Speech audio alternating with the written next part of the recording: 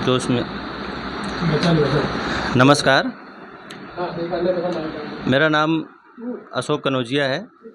आज हमारे साथ एक युवा जुड़ रहे हैं जिनका नाम सुधांशु है। और स्टार्टिंग से वो काट देंगे। फिर से स्टार्टिंग से वो। काट दोगे फिर से? अरे आगे का काट दूंगा ना।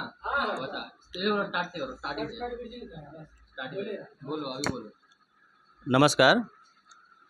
आज हमारे साथ एक युवा जुड़ रहे हैं, कह सकते हैं कि जेनजी हैं। और आज हम एक जेनजी से बात करके जानेंगे कि जेनजी आखिर होता क्या है।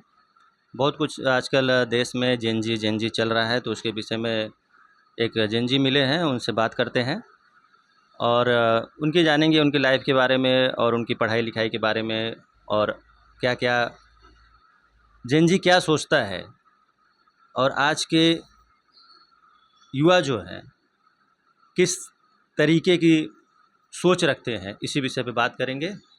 तो आइए शुरुआत करते हैं। बहुत बहुत स्वागत है। नमस्कार सभी को, मेरा नमस्कार। तो सुधांशु जी, पहले ये बताइए कि आपकी पढ़ाई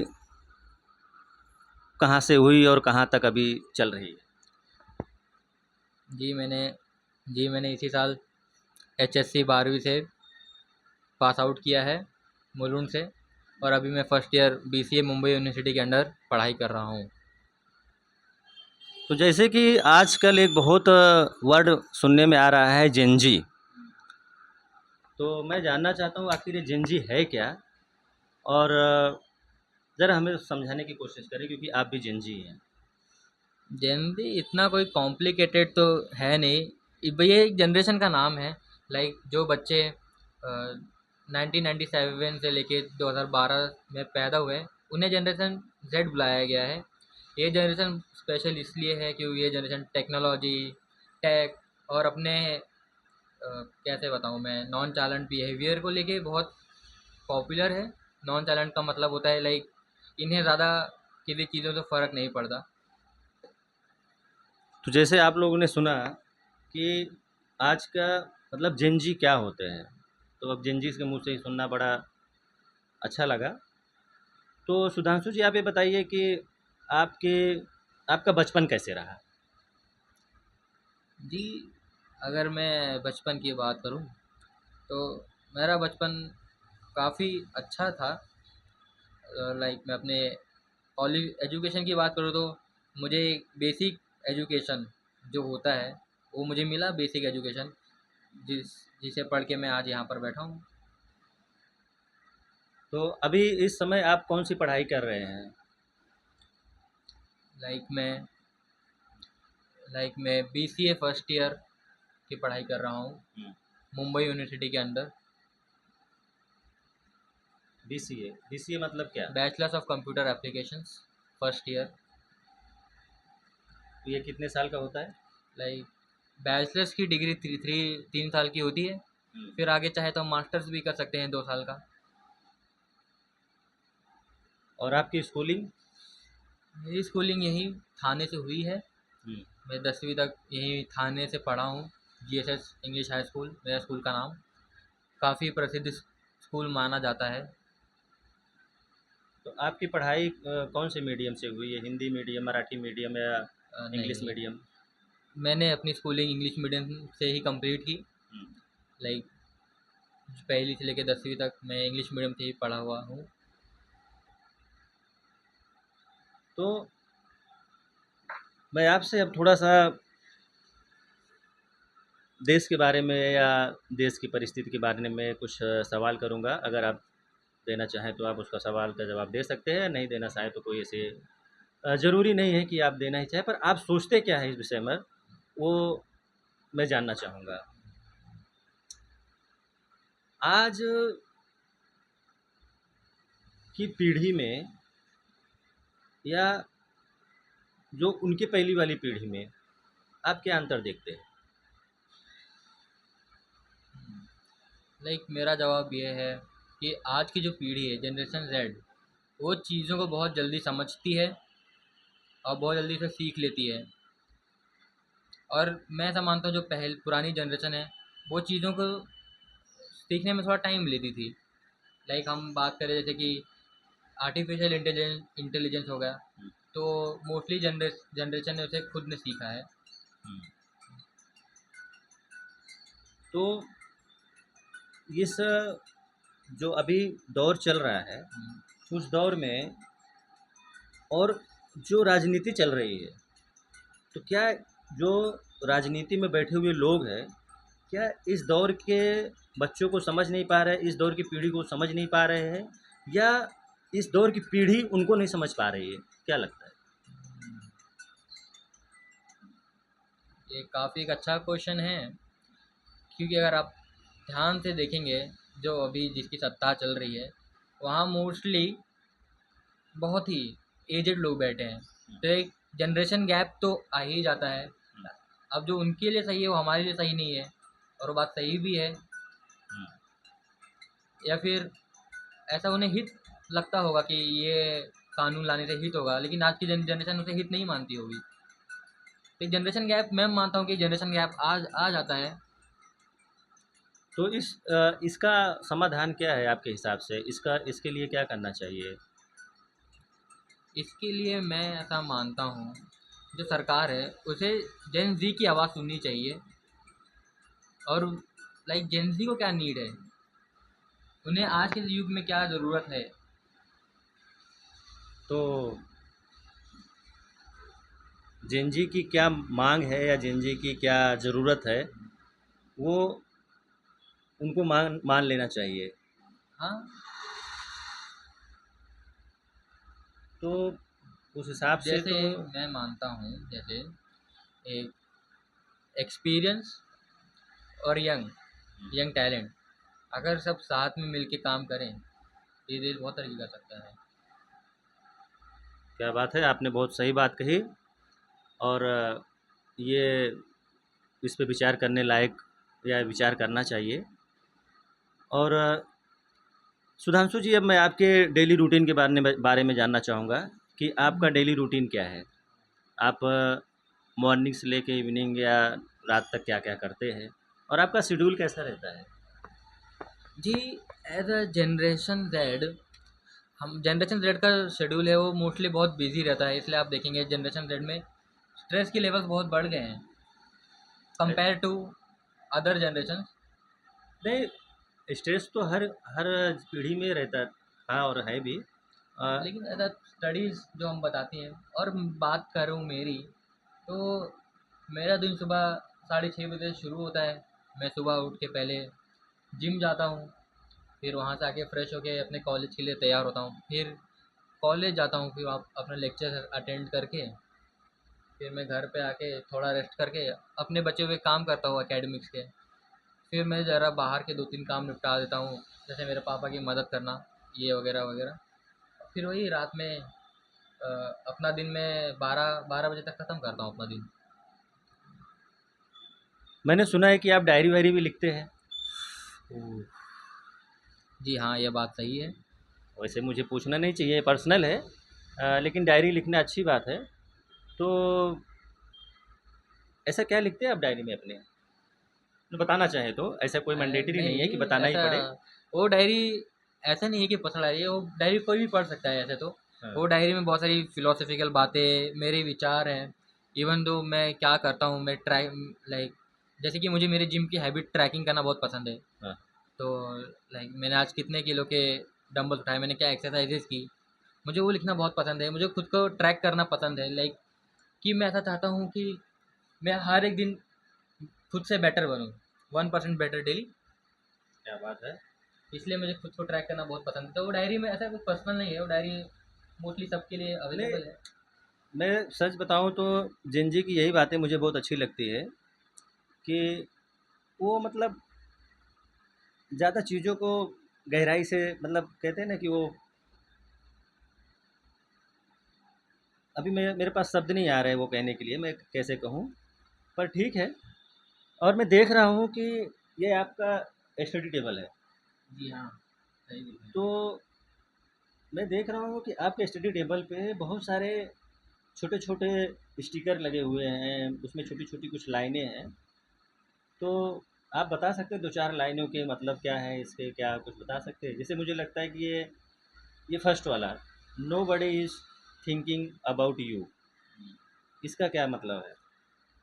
इसका एक बहुत ही सिंपल सा मतलब है, लाइक आज के ज़माने में हम बहुत सोचते हैं कि सब हमें ही देख रहे हैं, हम ही सेंटर ऑफ अट्रैक्शन बने हुए हैं। बट मैं ऐसा मानता हूँ कि लोग आपको देखते हैं, फिर 5 मिनट बाद आपको भूल जाते हैं। क्या बात! तो इसलिए हमें, मेरा ऐसा मानना है कि हमें दूसरों के बारे में ना सोचते हुए खुद के काम पे ज़्यादा फोकस करना चाहिए, जिससे हम हमारे लिए अच्छा हो वो चीज़। और एक मैं लाइन इसमें पढ़ रहा हूँ कि only died only died fish go with the flow, इसका क्या मतलब है? जी, इसका ये बहुत सिंपल सा अर्थ है। लाइक आप देखेंगे कभी भी जो मछलियाँ होती हैं वो नदी के उल्टे साइड तैरती हैं। तो मैं ऐसा मानता हूँ कि हमें लाइफ में हमेशा हसलिंग, स्ट्रगलिंग एंड करनी चाहिए, क्योंकि अगर हम कंफर्ट जोन में अपनी लाइफ को ढूंढें तो वो पॉसिबल नहीं है, और पॉसिबल भी हुआ तो बहुत बहुत पीड़ादायक होगा हमारे फ्यूचर के लिए। इसलिए हमें बहुत हासिल करनी चाहिए, मैं ऐसा मानता हूँ। हमें बस फ्लो के साथ नहीं जाना चाहिए। देखिए, यही है आज का ज़िंजी क्या सोचता है और हम क्या सोचते थे। और मैं देख रहा हूँ कि बहुत सारी किताबें हैं, कुछ हिंदी हाँ की किताबें हैं, कुछ इंग्लिश भी किताबें हैं। आपने इसमें से कुछ किताबें पढ़ी हैं? जी, मैंने अब तक 21 किताबें पढ़ी हैं अभी तक, जितना मुझे पता है। और बाकी मेरे पिताजी को पढ़ने का बहुत शौक़ था, तो वही मुझे भी वो शौक़ आ गया। और मुझे लगता है कि किताबें बड़े बड़े लोगों की विचार हमें पढ़ने चाहिए, उससे हमें इंस्पिरेशन मिलता है, बहुत सारी चीज़ें सीखने मिलती हैं हमें। तो किताबें बहुत ही फ़ायदेमंद हैं। एक दो किताबें के नाम आप बता सकते हो?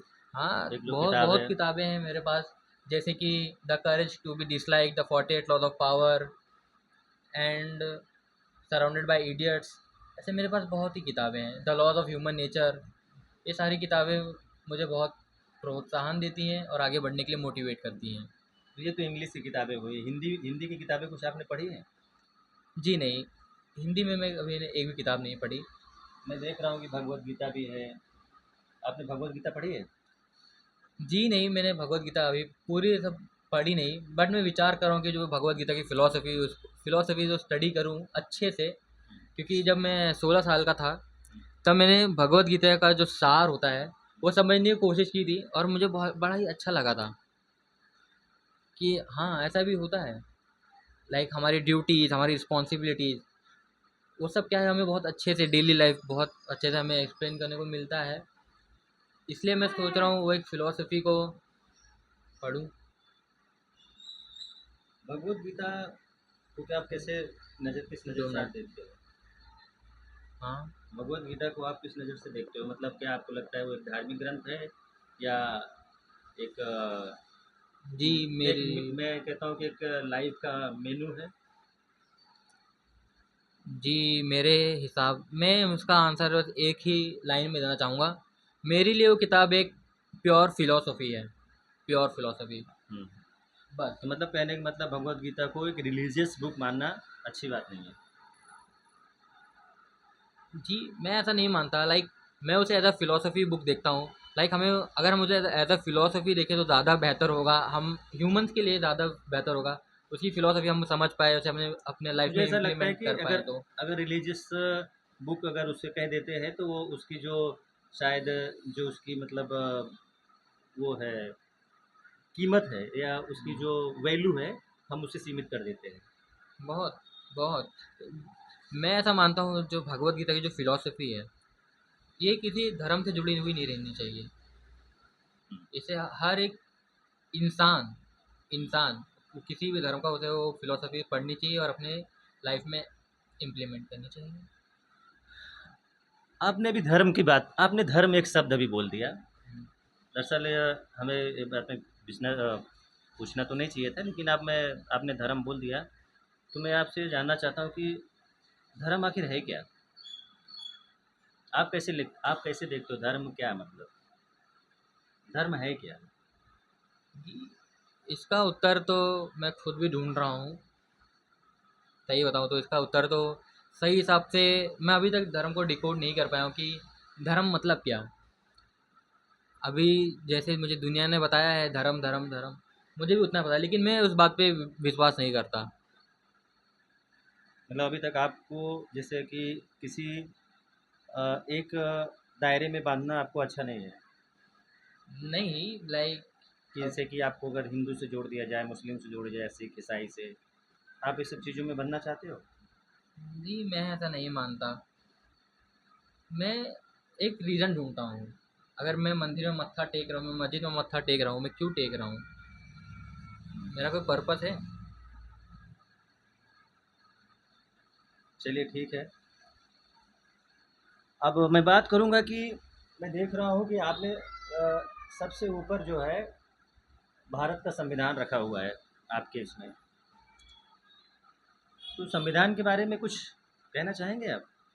जी मैं कहता हूँ संविधान जो पहले के ज़माने में पिछड़ी जाति, ये जातिवाद बहुत होता था, तो संविधान ने एक मौका दिया कि जो पिछड़ी जाति थी वो कंधे से कंधा मिला के आगे बढ़ सके। एक मैं मानता हूँ उसे एक रिवॉल्यूशन मानता हूँ मैं ह्यूमन हिस्ट्री में। तो क्या लगता है अभी संविधान को लागू हुए 70 साल तो हो गए, 70 75 साल। तो हम्म। क्या लगता है आपको कि अभी कुछ दिख रहा है उसका हाँ असर? बहुत बहुत, लाइक बहुत। अगर ये जातिवाद वो टाइम पे ख़त्म नहीं होती तो हुँ, आज की जो जनरेशन है ये भी जातिवाद को बढ़ावा देती। तो और बहुत सारे फील्ड में आप बहुत सारे फील्ड में देख ले, लाइक जैसे बिहार हो गया, वहाँ से बहुत आईएएस निकलते हैं। हुँ, आईआईटियंस में बहुत सारे आईआईटियंस निकलते हैं, नीट के एस्पिरेंट बहुत सारे निकलते हैं, बहुत सारे टेक फील्ड में हो गए हैं। तो इस बात की मुझे खुशी है। तो संविधान हमें समानता का अधिकार देता है। बिल्कुल। तो आप भी ऊँच-नीच, जाति, धर्म को आप नहीं मानते? जी मैं नहीं मानता। छुआ-छूत? जी मैं नहीं मानता। मेरा मानना है जो चीज़ जो इंसान ह्यूमन के लिए वेलफेयर करे वो अच्छा है। उधर से जा। तो अब एक पता नहीं क्यों मेरी ऐसे इच्छा जागते जा रही है, आपसे बात करके बहुत अच्छा लग रहा है। मुझे लगता है कि मैं थोड़ा और कुछ पूछूँ, बिल्कुल। तो अगर आप कंफर्टेबल हो तो जवाब दीजिए। बिल्कुल। मैं गहरा सवाल आपसे पूछता हूँ, अगर उसका जवाब दे सको तो भी ठीक है, नहीं दे सको तो कोई ऐसी बात नहीं है। कि आजकल धर्म को लेके बहुत मारपीट हो रही है। धर्म को लेके बहुत बहुत सारी चीज़ें विवादों के घेरे में आ रही हैं। तो क्या क्या लगता है कि धर्म झगड़े की जड़ है या झगड़ा ही धर्म है?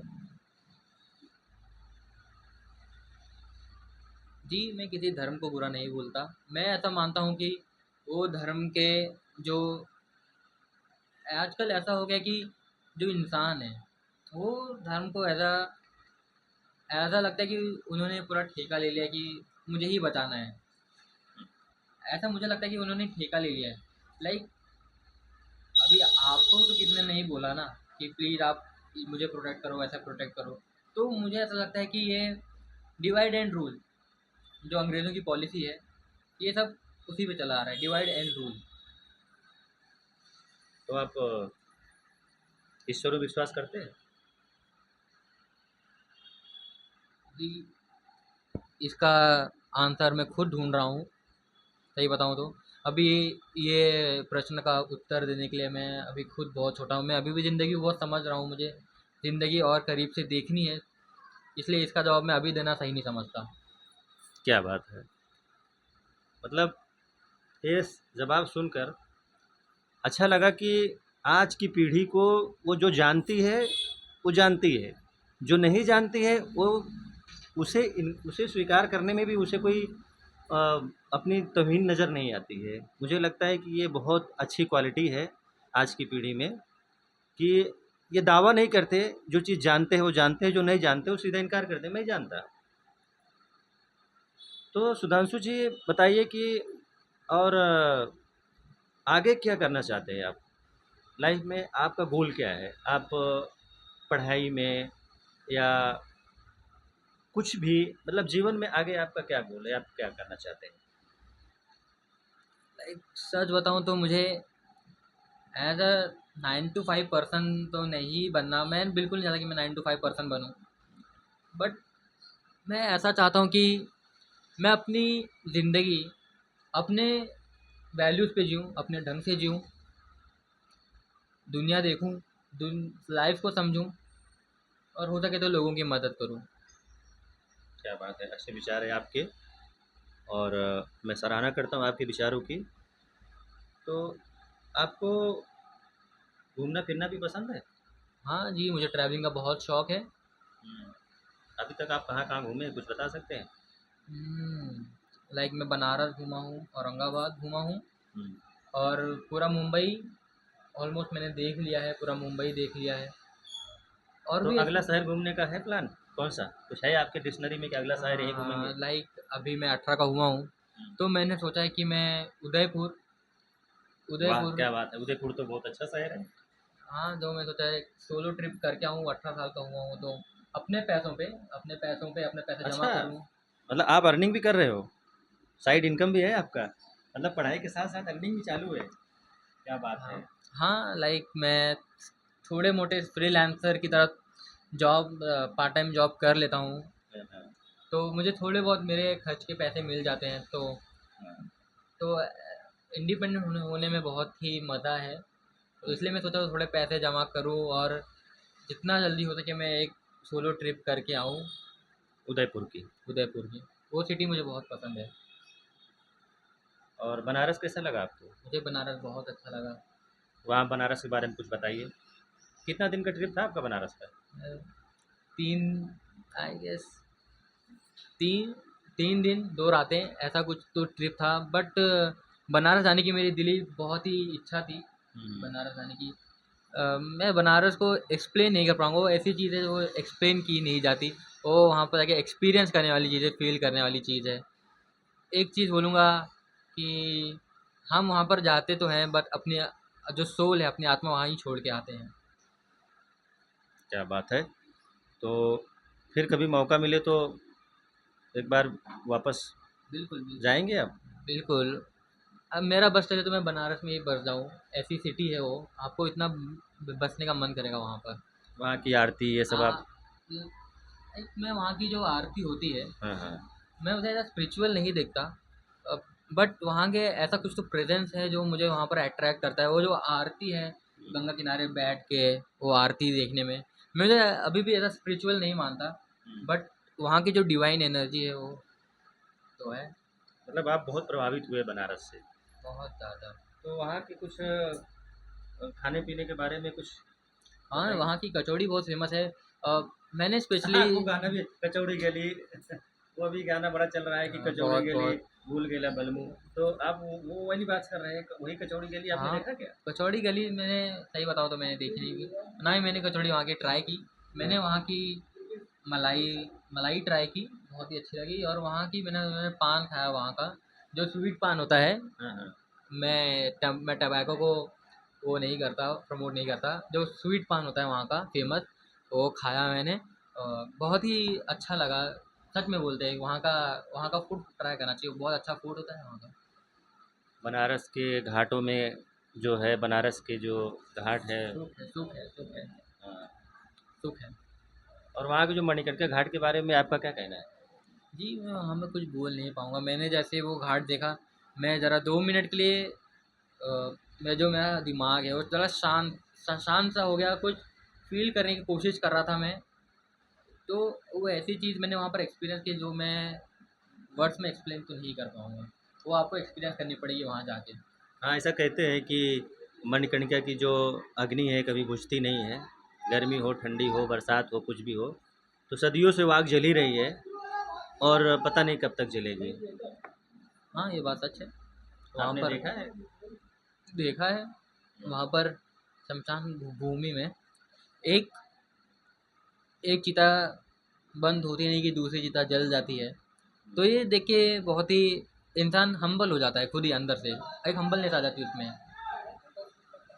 तो आपका जो कभी प्रयागराज भी जाना हुआ है? यहाँ मैं संगम गया हूँ। जब मेरी परदादी का निधन हुआ था तब मैं संगम गया था। वहाँ भी मुझे बहुत ही अच्छा लगा जब मैंने देखा गंगा जमुना एक साथ मिल रहे हैं तभी मुझे बड़ा अच्छा लगा। तो मतलब आप बहुत सारे शहरों में ट्रैवल कर चुके हैं अभी तक। बहुत बहुत ज़्यादा।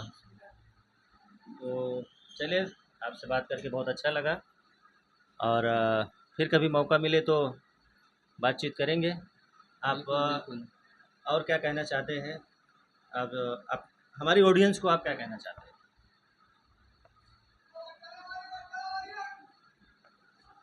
ऑडियंस को मैं एक ही चीज़ बोलूँगा, बिलीव इन योर सेल्फ।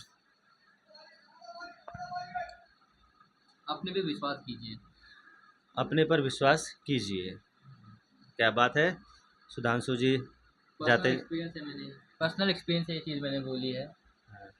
जाते जाते इन्होंने बहुत अच्छा एक संदेश दिया हमारी ऑडियंस को, और मौका मिले तो हम फिर से मिलेंगे। सुधांशु जी, आपका बहुत बहुत शुक्रिया, आप आए समय निकाल कर। धन्यवाद। नमस्ते। बंद कर दिया? बंद करो। नहीं नहीं, बंद करो, कट के दे। कितना कितना मिनट हुआ? कितना मिनट हुआ? अभी उसमें तो कटिंग वटिंग भी होगा ना। हाँ ना, दरवाजा कौन खोल दे, वो कौन खोला? वो आ गई, इसमें फ़ोन आने लगा। ये कंटेंट क्या बता रहा है? हाँ।